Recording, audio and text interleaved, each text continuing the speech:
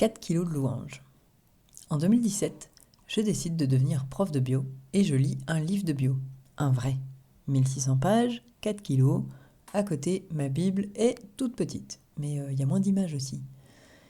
Et je lis ça du début à la fin. Page après page, je découvre un univers que j'étais loin d'imaginer.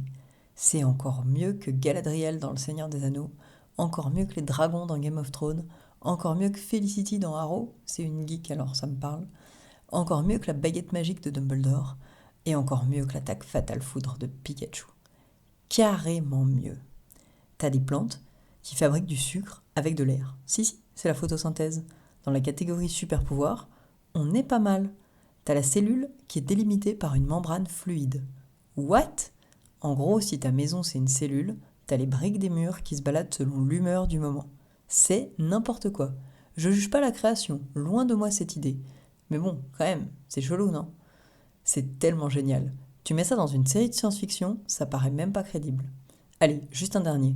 T'as des champignons prédateurs. Genre, ils attrapent des trucs et ils les grignotent. Des asticots microscopiques, hein. Tes doigts de pied ils craignent rien quand tu te balades en forêt. Est-ce qu'on est sur une planète hyper chelou dans Stargate ?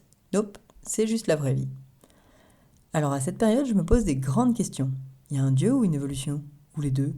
Mais une fois que Dieu m'explique que, bah oui, il y a un dieu, je me mets à continuer ma lecture avec un regard nouveau.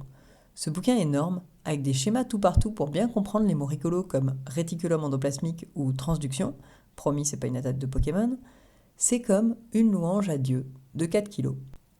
Parce que bon, en science globalement, on comprend pas grand-chose, mais le peu qu'on comprend, ça montre un créateur inventif, artiste, génial, infini, un peu fou, plein d'humour, extraordinaire, vivant et merveilleux. Depuis, j'ai acheté d'autres bouquins de science, ça fait un paquet de kilos de louanges. Voilà pour cet article, c'était Natalia, impératrice des gros livres qui se la pètent.